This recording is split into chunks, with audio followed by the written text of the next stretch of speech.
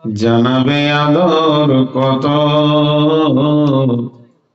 তোমারই মাটিতে ঘুমায়ে পড়িব চিরজনমের মতো। রবে না সেদিন পিতার আদর, মাতার স্নেহের কোল, বন্ধু স্বজনে ব্যথা অনুভূতি, শিশুদের কলরল। ধরণীর বুকে যত আশা, আর চিন সম্পদ যত, তোমারই মাটিতে মিশায়া যাবে হাই আমার দেহের মতো। কতজনে এসে স্নেহ মমতাই ডাকিবে নামটি ধরে, কত বন্ধুর স্মৃতির অশ্রু ঝরিবে তোমার পরে। সারা নাহি পেয়ে ফিরে যাবে তারা, আমাকে পেছনে রেখে। তুমি হাসিবে সবার কাঁদায়া, সবার অশ্রু মেখে। একটি সকাল একটি বিকাল কাটেনি যাদের ছাড়া, ভাবিতে পারিনি কেমন এতে হয় পর হয়ে যাবে আজ তারা। যেমনি একা একই আসিনু হবে, একা একই যাব। বিদায় কালে পথের সাথী কোথায় গো পাব।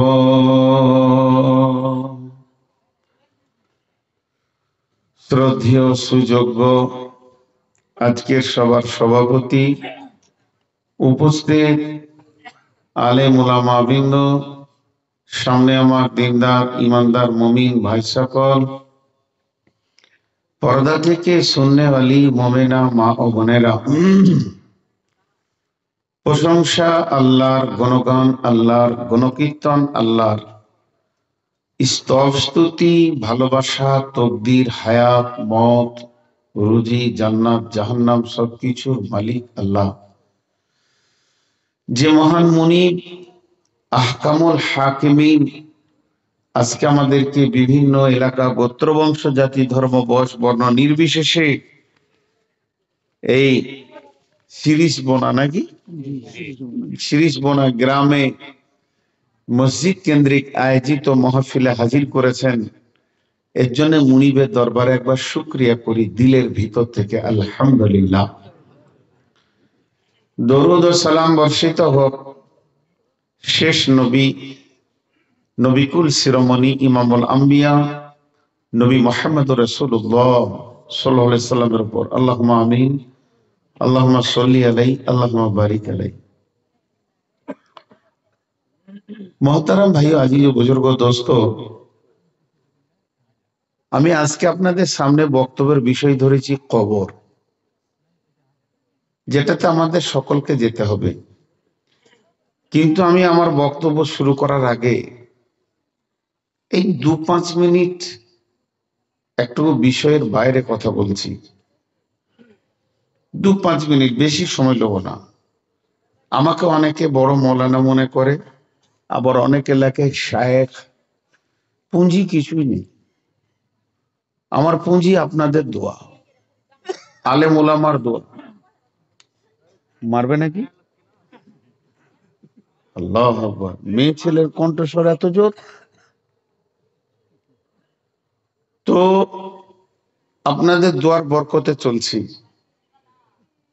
অনেক হাদিস কোরআন বলতে গিয়ে পড়তে গিয়ে জের জবরের ভুল হয়ে যায় আমার, তো অনেকে সংশোধন করে দেয় ফোনে যে মৌলানা খানটা এরকম হতো, আপনি এরকম পড়েছেন। তা এগুলো আমাকে বলতে লজ্জা লাগছে না। আবার দেখি অনেকে সংশোধন করতে গিয়ে সে আবার ডবল ভুল করে। মানে আমার বিদ্যা বুদ্ধি কম হলো, বয়স তো বেশি। এই মেজরিটি বয়স, বয়স তো বলবে। যেমন আমাকে একজন ফোনে বলছে, গোটা দুনিয়ায় লেকচার মেরে বেড়াচ্ছেন, হুঁশ নাই জ্ঞান নাই, এই জায়গাটা ভুল করেছেন। তো ও আবার কত ভুল করলো এটাও বুঝতে পারছে না। এতটা বলার কি দরকার ছিল? বদরুদ্দোজা নদভী বলেন যে ভাই হাদিসটা দেখবেন, আয়াতটা দেখবেন, এই জায়গাটা একটু গোলমাল হচ্ছে। কত সুন্দর শিক্ষা দিয়ে দিল। ও আবার বলছে গোটা দুনিয়া লেকচার মেরেছেন, হুঁশ নাই জ্ঞানে। আজীব ব্যাপার, মানুষ তো মত পর্যন্ত ভুল করবে রে বাবা, তুমি সংশোধন করে দাও। তো তা না করে মানে আর একটা ভুল করে বসছে আর কি। তো যাই হোক, আমি আপনাদের সামনে কয়েকটি কথা ছোট ছোট করে বললাম, কিন্তু কিছু জিনিস আমরা খেয়াল করি না।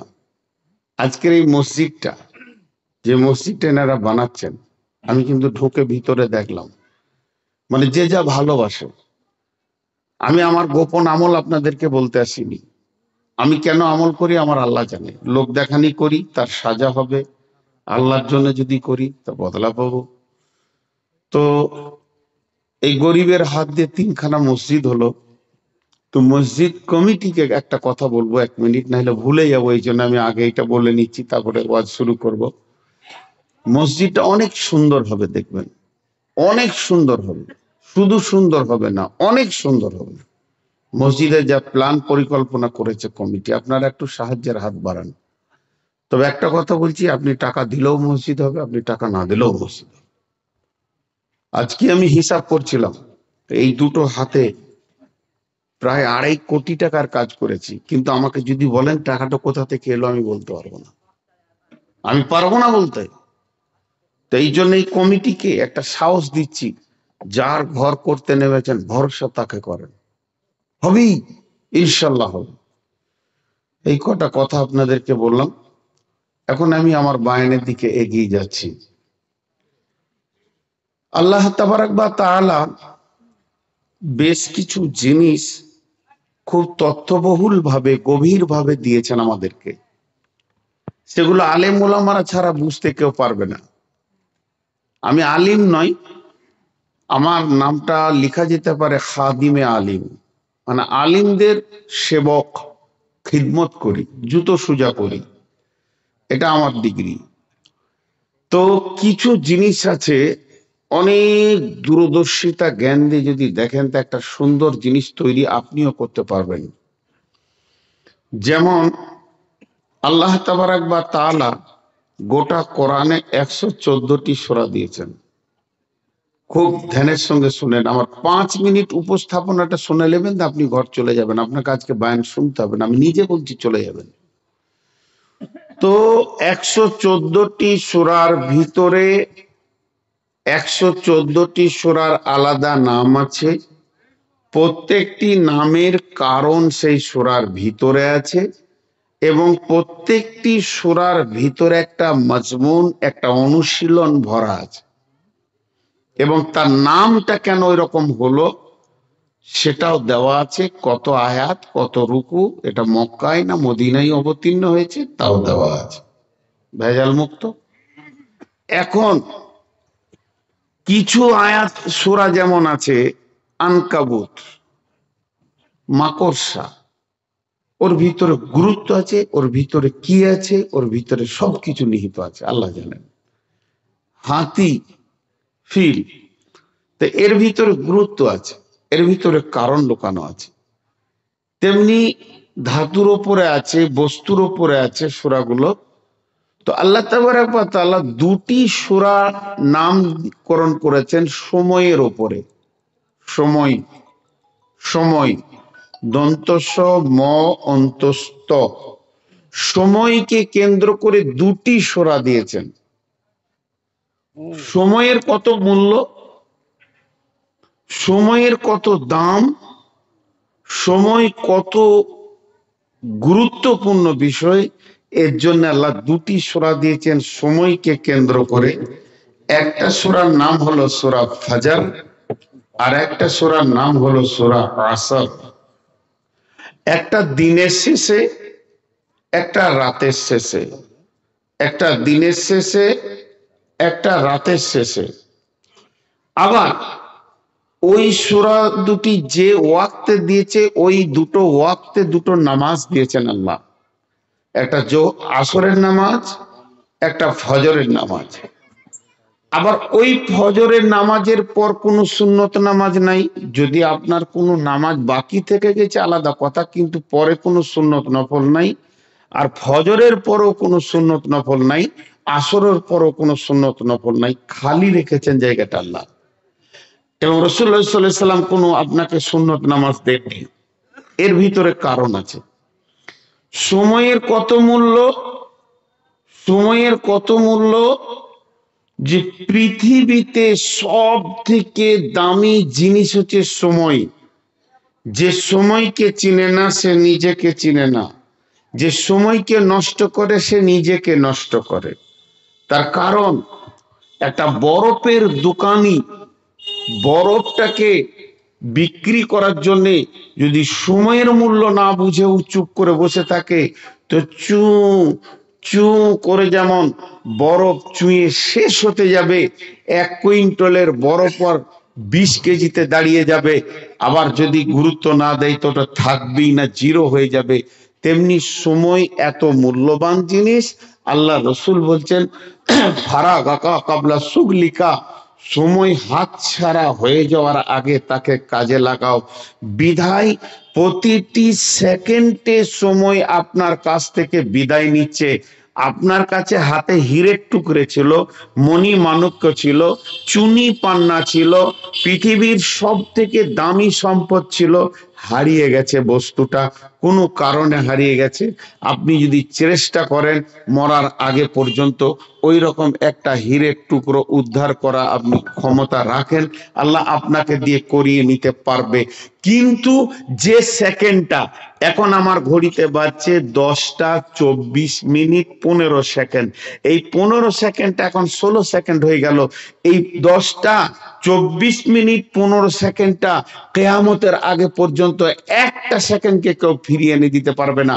কালকে সকাল 10টাটাকে আনা সম্ভব, কিন্তু এখন সন্ধে, এখন 10টা 24 হলো, 25 হবে, কিন্তু 23টা এই মাত্র গেল, এই মাত্র গেল, এই মাত্র, ওকে আর আনা সম্ভব নয়। বিশ্বনবী বলছেন সময়কে তুমি গুরুত্ব দাও। কিছু বলছেন? মাওলানা সাহেবকে ডিস্টার্ব ক্ষমা চেয়ে নিচ্ছি। একটা এলান হলো, যিনারা খেতে বাকি আছেন তিনারা খেয়ে আসতে পারেন, ডেলিগেট কেটে খেতে পারেন, ডেলিগেট খোলা আছে, এটাই বলার ছিল। একই স্টেজে সিপিএম কংগ্রেস, আমি বলছি থাকো বায়ন শোনো, ও বলছে খেতে যাও। তা খাওয়াতে আমি বাকি, আমি আগে যাই, পানি খাই, একজনা উঠবে না। দেখেন ভাই, কিছু কিছু জিনিস আছে, বলি, দুঃখ করেন না। আজকে এই লাইনে 17-18 বছর ঘুরছি। যদি কোনো ছেলেকে শ্বশুর ঘর যাওয়ার দিনটা তার বাপকে বলে দিতে হয় আজকে শ্বশুর ঘর যা, তাহলে ওর বিয়ে না দেওয়াই ভালো। আর যদি মাইকে বললে ওকে খেতে পাঠাতে হয়, তো ও না খাওয়াই ভালো। হ্যাঁ, দাঁড়ান, একটা জিনিস হচ্ছে, আপনার কোথায় রান্না হচ্ছে আর গরুর সাইজ কত সব মোবাইলে দেখে নিয়েছি এই যুগে। ওগুলো বারবার বলে ডিস্টার্ব করে লাভ নেই। আর বলবেন কি? আর একবার বলবেন তো বলেলেন। ও বাইরের জন্য, তো বাইরের জন্য এই মাইকটা ব্যবহার করবেন কেন? ওরা খাবার লেগেই তো ঘুর ঘুর করছে। আসলে আমাদের বুদ্ধি কম তো, আর পুঁজি কম। যদি মাঝে কথা বলেন তো হারিয়ে যাবে বায়ান। হ্যাঁ, মুখস্থ করে উঠেছি তো। সময় হচ্ছে খুব মূল্যবান, এতক্ষণ আমি বললাম সময় মূল্যবান, আর কিছু বলবো না, শেষ। আল্লাহ একটা সূরা দিয়েছেন, সূরাটার নাম তারিক। বিসমিল্লাহির রহমানির রহিম। ওয়াস-সামাই ওয়াত-তারিক ওয়ামা আদরাকা মাত-তারিক আন-নাজমুস-সাকিব ইন কুল্লু নাফসিন লাম্মা আলাইহা হাফিজ। এটা তাফসীর করলে অনেক সময় লাগবে, কয়েকদিন করেছি। ছোট্ট একটু এখান থেকে জড়ির মতো দুটি কথা লিব। আল্লাহ বলছেন, আমি কসম দিচ্ছি ওই রাত্রিতে আসা যাওয়া আগমনকারীর, গভীর রাত্রিতে যে আসে আর চলে যায়, আমি তার কসম দিচ্ছি। এরপরে আল্লাহ নিজেই বলছেন, তুমি জানো কি কে আসে কে যায় গভীর রাত্রিতে? রব্বুল আলামিন নিজেই বলছেন, গভীর রাত্রিতে যে আসা যাওয়া করে প্রজ্বলিত নক্ষত্র তারা। এখন আপনি বলেন, আসমানে তারা কতগুলি আছে পৃথিবীর কেউ আজ পর্যন্ত গণনা করতে পারেনি, মত পর্যন্ত গণনা করে শেষ করতে পারবে না। বিজ্ঞানীরা বলছেন একটা সেকেন্ডে 3 লক্ষ মাইল, 3 লক্ষ কিলোমিটার আলোক বর্ষ আলো দ্রুত গতিতে যেতে পারে। সূর্য যে উঠছে, এই আলোটা যে যাচ্ছে, একটা মানে আলো কত জোর দ্রুত যেতে পারে, সেকেন্ডে 3 লক্ষ কিলোমিটার যায়। আর এই রকম দ্রুত গতিতে তারার আলো পৃথিবীর দিকে আসছে। যেদিন আল্লাহ তাকে জন্ম দিয়েছে ওইভাবে তার আলোর গতিটা দ্রুত গতিতে আসছে, এখনো পর্যন্ত পৃথিবীতে সেটা পৌঁছায়নি। তার মানে হচ্ছে আলোক বর্ষ, এটাকে যদি হিসাব করা যায় সেকেন্ডে 3 লক্ষ, মিনিটে তাহলে কত লক্ষ হবে, ঘন্টায় কত লক্ষ হবে, একদিনে কত লক্ষ হবে, এবার মাসে কত লক্ষ হবে, বছরে কত লক্ষ হবে। তাহলে তারা আছে কতগুলো? তাহলে একটা গ্যালাক্সি যেটাকে ছায়াপথ বলছে, এর ভিতরে কয়েকশো কোটি তারা রয়েছে। এখানে আবার ব্ল্যাক হোল রয়েছে, যেটা বাংলায় বলে গহ্বর অন্ধকার গর্ত। সে আবার কত বড়? পৃথিবী থেকে 13 লক্ষ গুণ বড় সূর্য, সূর্য থেকে কয়েক কোটি গুণ বড় একটা তারা। আর ওই রকম তারাগুলোকে প্রতি সেকেন্ডে হাজার হাজার কপ কপ করে গিলে ফেলছে, সে আবার কত বড়? এতগুলি তারা, এতগুলি গ্যালাক্সি, এই গ্যালাক্সির ভিতরে এতগুলি তারা, এতগুলো নক্ষত্র, সূর্য চন্দ্র যা রয়েছে সৌরজগতে, আমার রব বলছে তোরা সারা জীবন হিসাব করে পাবি না। আর আমি তাদেরকে একটা গতিশীল রাস্তায় ছেড়ে দিয়েছি, তারা টাইমে টাইমে আসা যাওয়া করে, নিজের কক্ষপথে গতিশীল হয়ে যায়। এর জন্য আল্লাহ ওই আসমান জগৎ থেকে নেমে আমাদের মজলিসে এক্ষুনি চলে এলো, যে মানুষগুলোকে বলছে, তারার কথা বলার পর, ইন কুল্লু নাফসিন লাম্মা আলাইহা হাফিজ, তোরা যতগুলি আত্মা আজকে স্টেজে বসে আছিস, আমি এতগুলো তারাকে যখন একটা রাস্তাতে চালাতে পারি, কারোর সঙ্গে কারো টক্কর হয় না। সূর্য নিজের গতিতে ঘুরছে, চন্দ্র নিজের গতিতে ঘুরছে, গ্যালাক্সি তারা নিজের গতিতে ঘুরছে, যারা এখনো পৃথিবীতে আলো পৌঁছাতে পারেনি তারাও নিজের গতিতে ঘুরছে। কয়েক হাজার কোটি রয়েছে, তারা ঘুরছে। আর তোরা পৃথিবীতে কতগুলো আছিস শুনেলে, খুব বেশি পৃথিবীতে 750 থেকে 800 কোটি মানুষ আছিস, শিশু থেকে বৃদ্ধ পর্যন্ত। তাহলে এখানে কয়েকশো কোটি তারার রাস্তা যদি ঠিক রাখতে পারি, তাহলে তোদের গতিশীল জীবনটা আমার নজরে রয়েছে। আব্দুল খালেক সকালে উঠে সন্ধ্যা পর্যন্ত কি করে, নূর মোহাম্মদ সকাল থেকে সন্ধ্যা পর্যন্ত কি করে, আমার আল্লাহ বলছেন, ইন কুল্লু নাফসিন লাম্মা আলাইহা হাফিজ, তোদের গতিকে মেপে দেওয়ার ক্ষমতা আমার আছে। অতএব শুনেলে প্রত্যেকটি নাশ, প্রত্যেকটি আত্মার পেছনে আমার সূক্ষ্ম দর্শন রয়েছে এবং তাদেরকেও আমি গতিশীল রাস্তায় ছেড়ে দিয়েছি।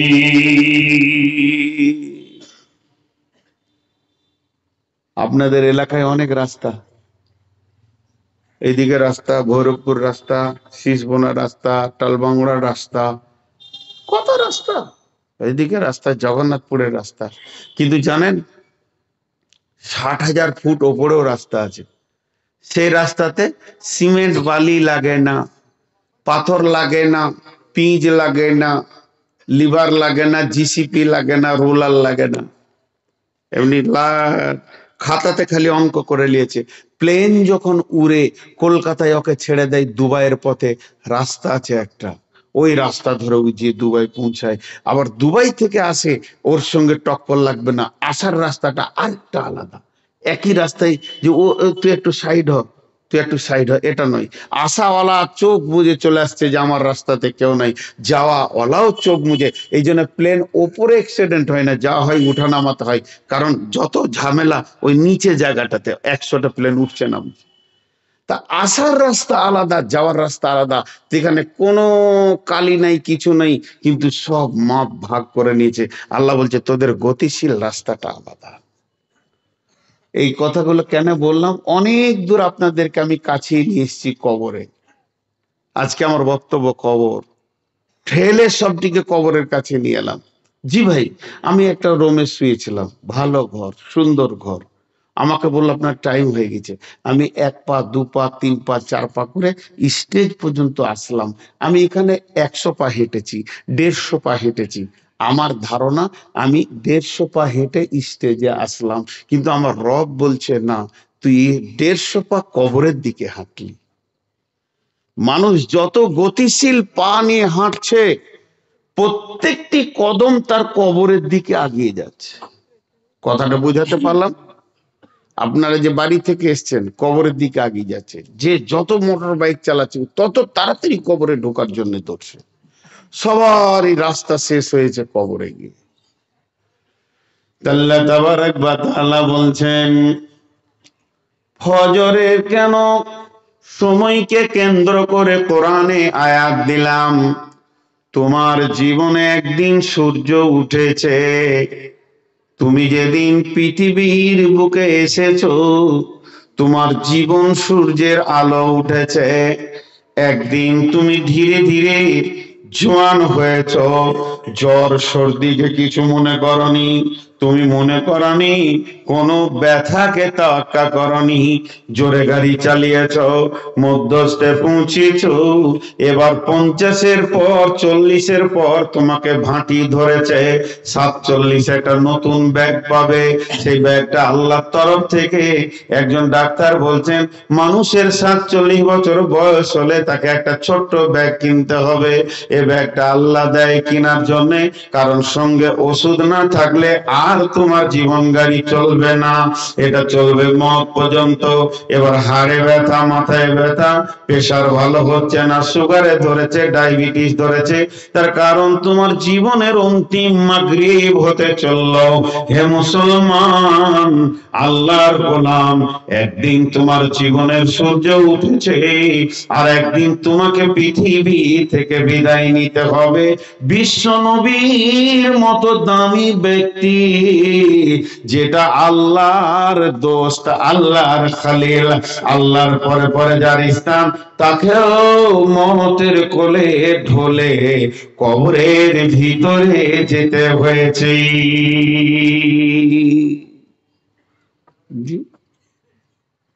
কবর থেকে কেউ রেহাই পাবে না, অতএব তোমাকে যেতে হবে।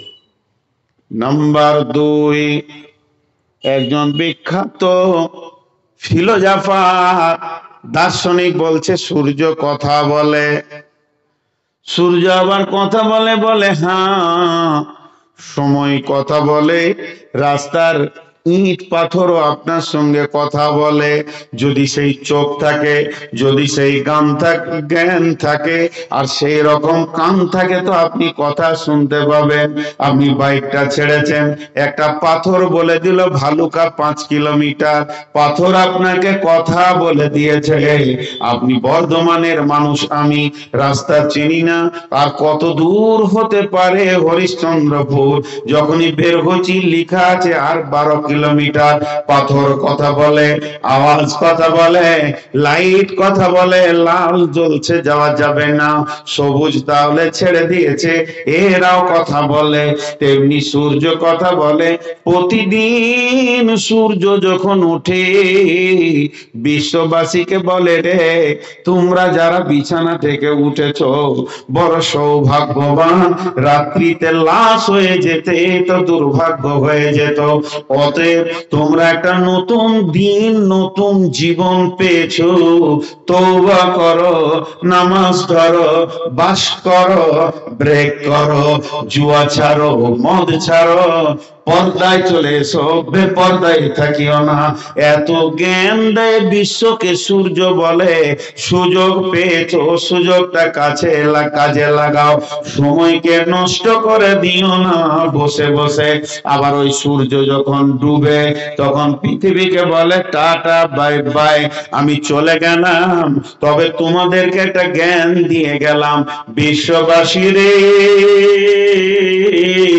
তোমরা যারা বেঁচে আছো, তোমরা কবরের দিকে একদিন আগিয়ে চলে এলে, তোমাদের জীবনে কবরে যাওয়ার যতগুলি দিন আছে, একটা দিন আজকে তোমার শেষ হয়ে গেল। এই বলে সূর্য ডুবে যায়। আর এরই জন্য 2টি নামাজের পরে কোনো সুন্নত নামাজ রাখা হয়নি। বিশ্ববাসী রে, কবর যেন প্রতিনিয়তি তোমাকে ডাকছে, তো সেই কবরে যাওয়ার আগে তুমি ফজরের পর হিসাবে বসে যাও, কবরের সামগ্রী কি কি নিতে হবে, পাথিও কি কি নিতে হবে, পথের সামান কি কি নিতে হবে। কেউ কারো সঙ্গে যাবে না, আমি একাই যাব, এসেছি একা, যাইবো একা, সঙ্গে কেউ যাবে না। যেমনি একা একই আসিন ভবে, একা একই যাব, বিদায় কালে পথের সাথী কোথায় পাবো। এই হিসাবটা তুমি সকালে করো, আর মাগরিবের আগে, আসরের পর যে তোমাকে সময়টা দেওয়া হয়েছে, খেলা দেখার জন্য নয়, ফাজলামো মারার জন্য নয়, চায়ের দোকানে ভ্যাড় ভ্যাড় করে বকার জন্য নয়, বরং তুমি মসজিদেই বসে বসে অঙ্ক করো, আজকে সারাদিনে কতটা আখিরাতের সওদা করলাম, আমার ব্যাগে কতটা মাল ঢুকলো, কতটা পরিমাণে মাল আমি নিতে পারলাম, যেহেতু কবর আমার জন্য অপেক্ষা করছি।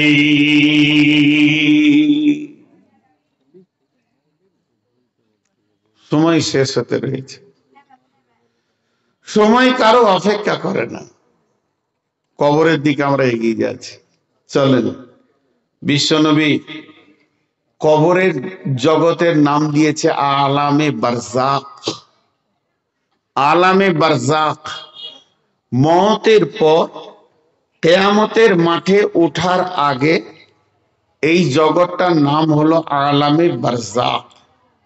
কবরে তো সবাই যায় না, আমাদের মুসলিমদের কবর দেয়, আবার গায়ের মুসলিমদের ভিতরে কিছু পুঁতে দেয়, কিছু নদীতে গঙ্গাতে ভাসিয়ে দেয়, কিছু পুড়িয়ে দেয়, নন মুসলিম কিছু সমাধি পূর্ব পশ্চিমে খ্রিস্টানেরা করে, আবার কিছু জাতি আছে বসিয়ে ওকে পুঁতে দেয়। বিভিন্ন রকম ফেসবুকে ইউটিউবে এখন দেখতে পাবেন কালচার আছে। তো কাউকে বাঘে খেয়ে নিল, কাউকে আপনার কিনা হাঙ্গরে খেয়েছে, কেউ সমুদ্রে পানিতে ডুবে মরেছে, বিভিন্ন রকম সে লাশ আর পাওয়া যায়নি। তাহলে কবর তো যে যাবে সে হিসাব নিকাশ হবে, এদের কি হবে?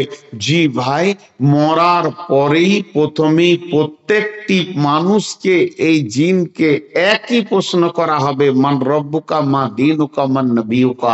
তাতে সে হিন্দু হোক, তাতে সে মুসলিম হোক, তাতে সে জৈন হোক, খ্রিস্টান হোক, বৌদ্ধ হোক, ইহুদি হোক, নাসারা হোক, মাজুসি হোক, অগ্নি পূজক হোক, মূর্তি পূজক হোক, লাশটা যখন রাখা হবে শ্মশানে পোড়ানোর জন্য, তখনও প্রশ্ন করা হবে, মান রব্বুকা মা দীনুকা মান নবিয়ুকা।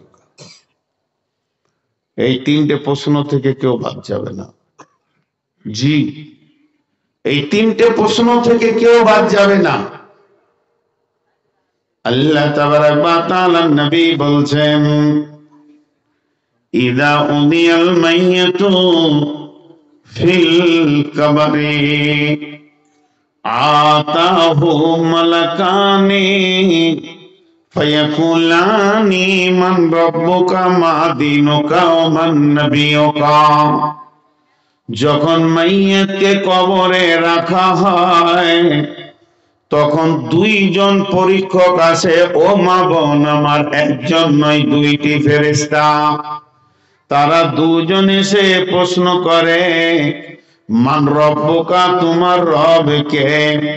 মা দীনুকা, তোমার দিন কি, তোমার ইজিন কি, মতবাদ কি, কোন নিয়ম কানুনে তুমি চলেছ, কোন আইনের ওপরে নিজের জীবনকে চালিয়েছো, তোমার দিন কি?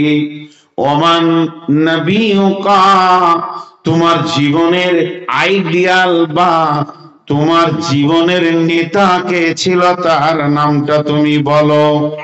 যখন কোন লোক ঠিক ঠিক উত্তর দিয়ে দেয়, রব্বি আল্লাহ, আমার হায়াত মত রুজির মালিক ছিলেন আমার রব আল্লাহ, আমার দিন ছিল ইসলাম, আমি ইসলামের আইনের বাইরে এতটুকু পা রাখিনি, আর আমার নেতার নাম হচ্ছে নবী মুহাম্মদ রাসূলুল্লাহ সাল্লাল্লাহু আলাইহি ওয়াসাল্লাম। যখন তিনটি প্রশ্ন ঠিক ঠিক উত্তর দিয়ে দেবে, তখন আল্লাহ তাবারাক ওয়া তাআলা আসমান থেকে বলবে, কাদ সাদ্দাকতা, আমার এই বান্দা সত্য বলেছে। বান্দা আমার, ওর জন্য যত রকম জান্নাতি ফ্যাসিলিটি আছে কবরে দেওয়া হবে। তারপর বিশ্বনবী বলছেন, জাহান্নামের দরজাটা একবার খুলে দেওয়া হবে, তার কাছে তাপ আসবে না, জাহান্নামের দৃশ্যটা তাকে একবার এক ঝলক দেখানো হবে। আলী তখন বলবে, সুবহানাল্লাহ, আল্লাহ কঠিন জায়গা। ফেরেশতা বলবে, রে আল্লাহর গোলাম, তুমি আল্লাহকে রাজি করেছো, ঠিক ঠিক পথে চলেছো, আর তোমার রব তোমাকে ওই রকম কঠিন জায়গা থেকে বাঁচিয়েছে এবং তোমাকে রহম করেছে। এরপরে যে লোকটা উত্তর দিতে পারবে না, হা আলা আদরি, আমি কিছুই জানি না, কিছুই বুঝি না, তার জন্য জাহান্নামের যত ফ্যাসিলিটি আছে সবগুলোকে কবরে দেওয়া হবে, কিন্তু তাকে এক ঝলক জান্নাতের দরজা খুলে দেখানো হবে, আর বলা হবে, হতভাগা বদনসিব, তোর কপাল কত পোড়া রে, ওই জায়গাটা ছিল তোর আসল ঠিকানা। শুধুমাত্র দিনকে না মানার কারণে, আল্লাহ এবং রসুল না মানার কারণে তোর চিরদিন নোংরা জায়গা জাহান্নামে তোকে থাকতে হবে।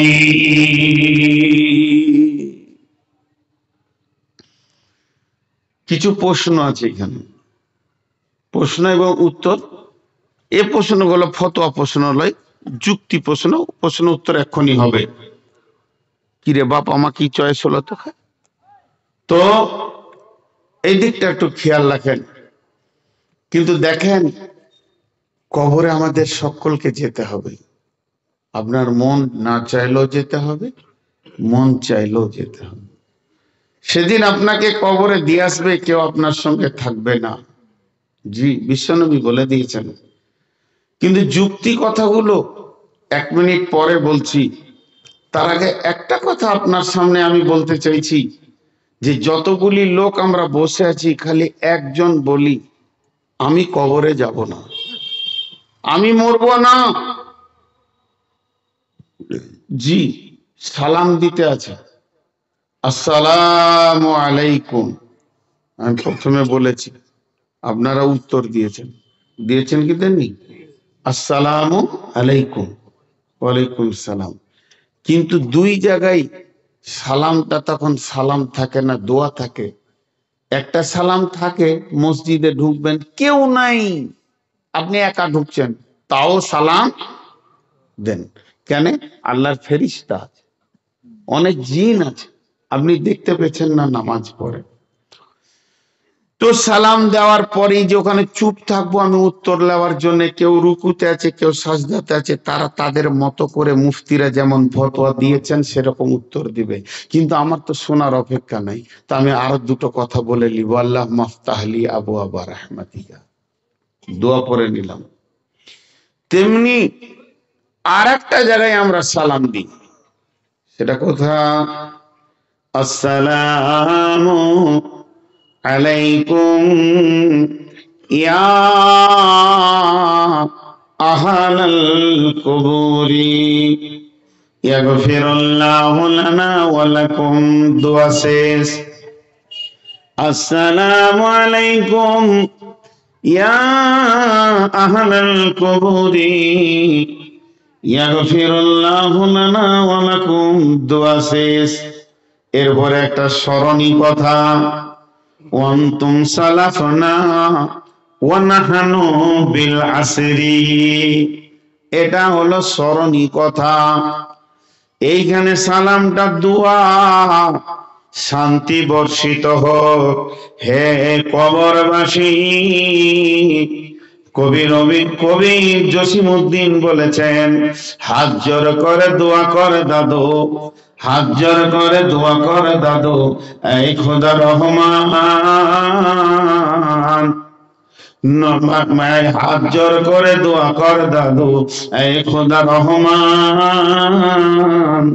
জান্নাত নসিব করিও গো তুমি, যত আছে মৃত্যু ব্যতীত ত্রাণ। দোয়া কর। সালাম দিলাম কবরবাসীকে, কি বললাম? হে কবরবাসী, তোমাদের ওপর আল্লাহ শান্তি বর্ষিত হোক। এরপরে শব্দটা বলছি, ইয়াগফিরুল্লাহু লানা ওয়া লাকুম।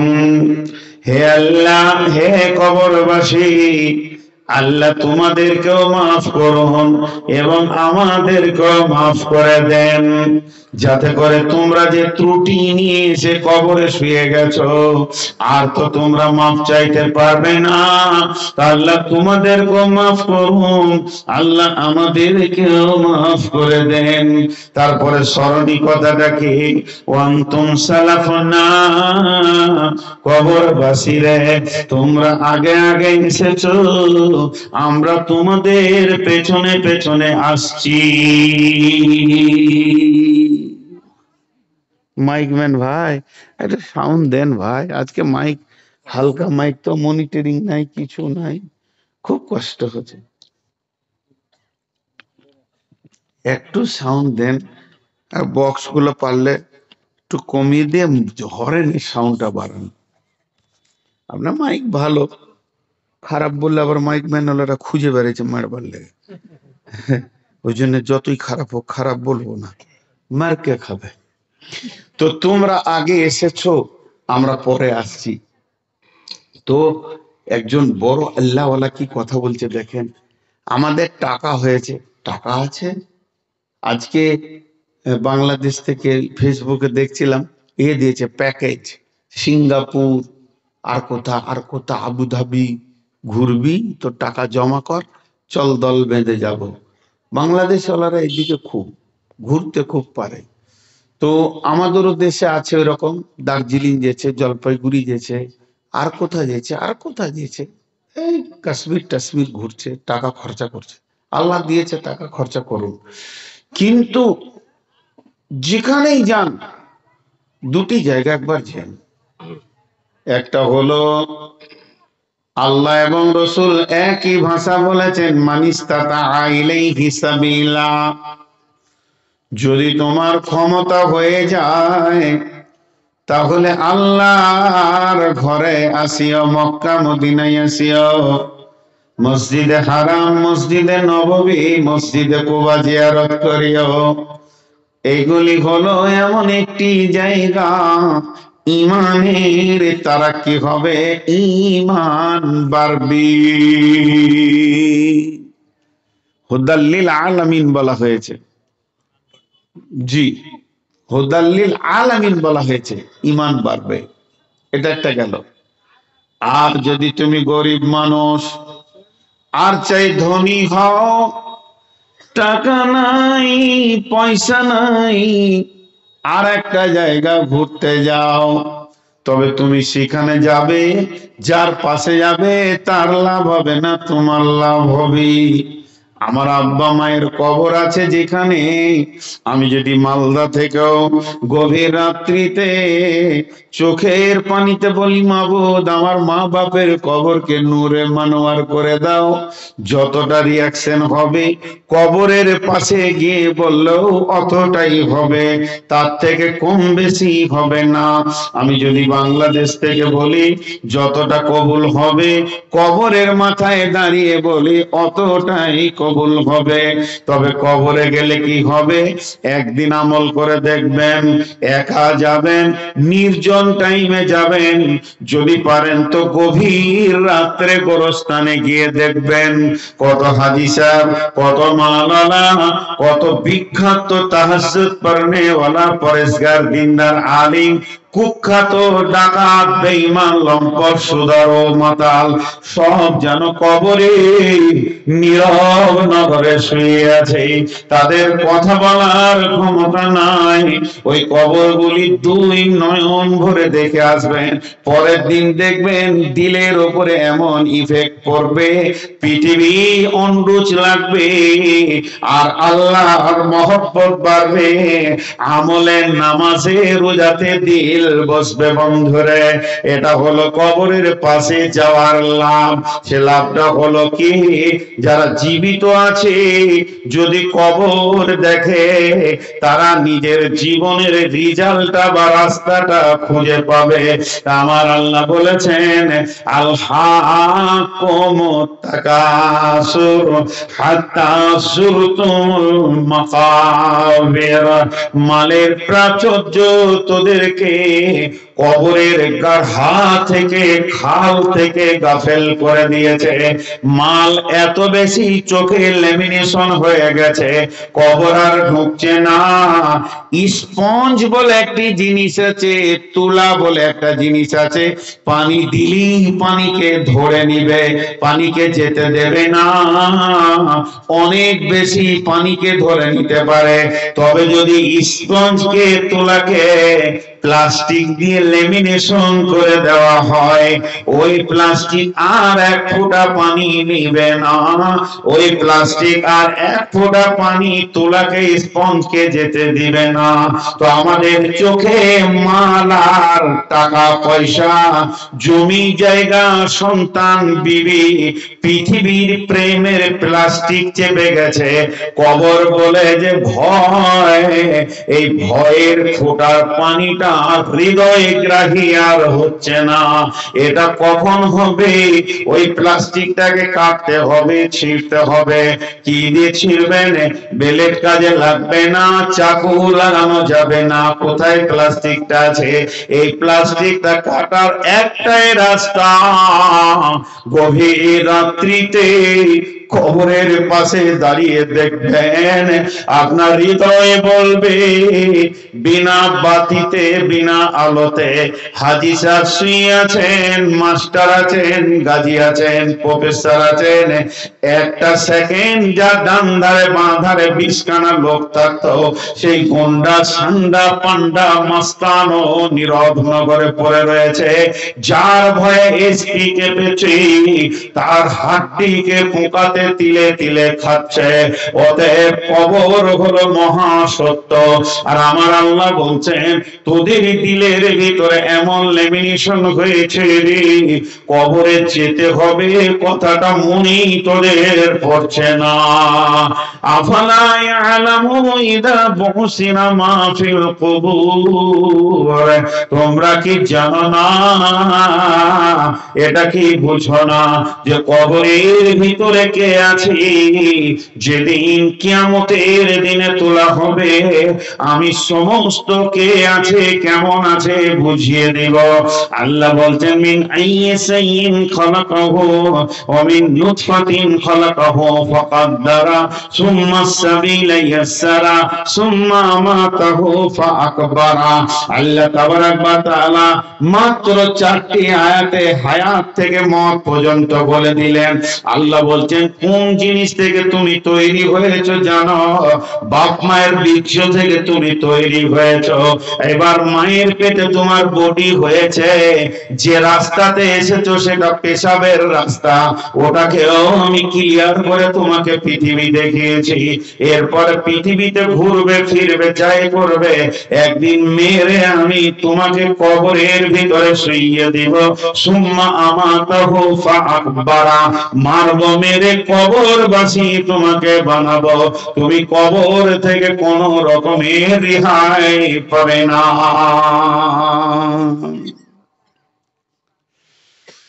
জি ভাই, আল্লাহ তাবারাক ওয়া তাআলা ধীর গতিতে আমাদেরকে কবরের দিকে আগাচ্ছে। আমরা আজকে এই দিনের জন্য যতগুলি লোক এইখানে বসে আছি, কি নারী কি পুরুষ কি শিশু, আমি বক্তা সহ, আপনারা শ্রোতা সহ, বড় বড় আলেম বুজুর্গ, দিন আর গাউস কুতুব আবদাল পীর পয়গম্বর যত আছি এখানে, কয়েকটা ঘন্টা কবরের দিকে তত্তর করে আগিয়ে যাচ্ছি।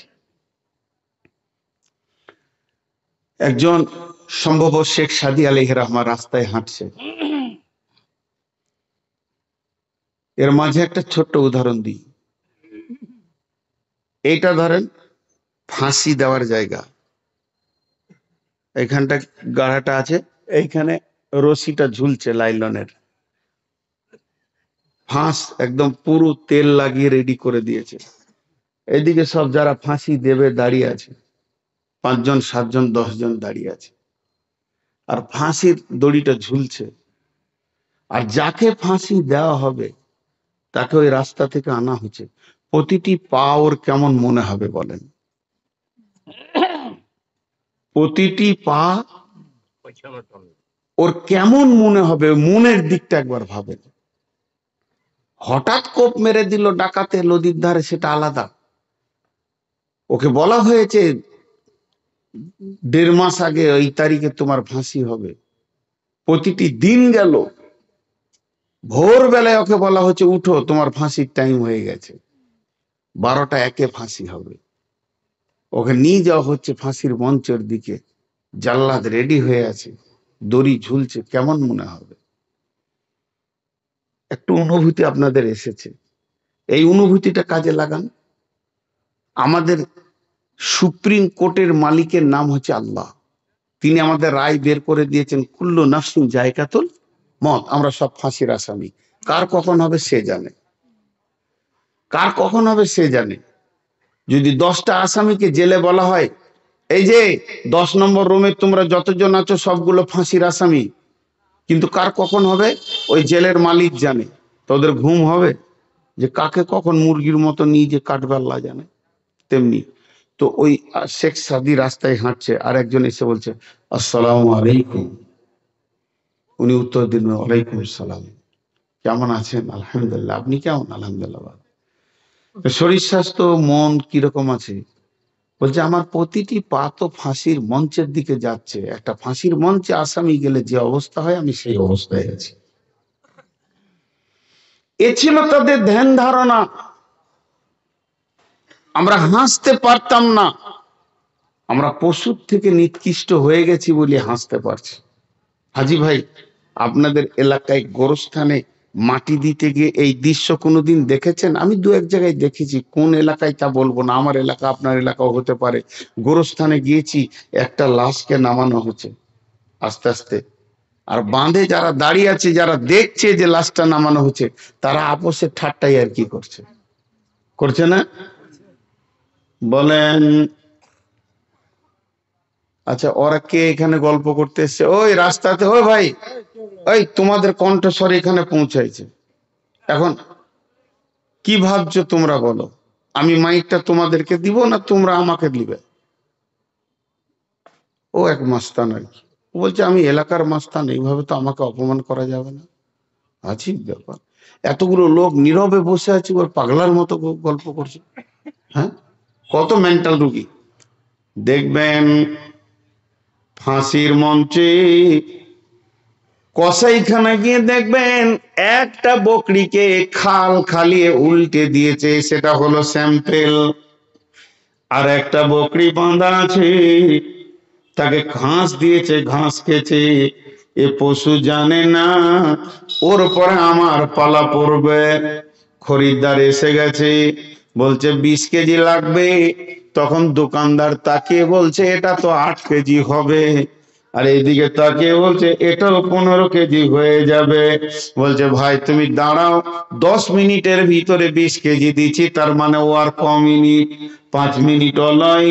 ওকে জবাই করা হবে, খালিয়ে এর সঙ্গী প্যাকিং করা হবে। তারপরও ঘাস খেয়েছে। ও জানে না আমি কোথায় এসেছি। কেন কেন কেন কেন? তার একটাই উত্তর, পশু পশু পশু পশু। পশু ভবিষ্যৎ সম্পর্কে জ্ঞান রাখে না। কিন্তু 5টা ফাঁসির আসামিকে আনা হয়েছে, এখানে বসিয়ে রাখা হয়েছে। একজনায় গলায় ফাঁসি দিয়ে তাকে মারা হলো, চোখের সামনে ছটফট করে মরছে। আর দ্বিতীয় জনকে বলা হচ্ছে 3 মিনিট পর তোমার ওই লাশটা নামানো হবে, এরপরে তুমি উঠবে। ওই লোকটা কিছুই খেতে পারবে না, পান করতে পারবে না, তার মনের ভিতরে সেই আনন্দ থাকবে না। তা আমরা পশু হয়ে গেছি, এর জন্য একটা লাশ কবরে নামায় আর কবরস্থানে দাঁড়িয়ে দাঁড়িয়ে কত বন্ধু বান্ধব নিয়ে আনন্দ ঠাট্টাই আর কি করে। তার কারণ হচ্ছে কবরের ব্যাপারে আমাদের ধ্যান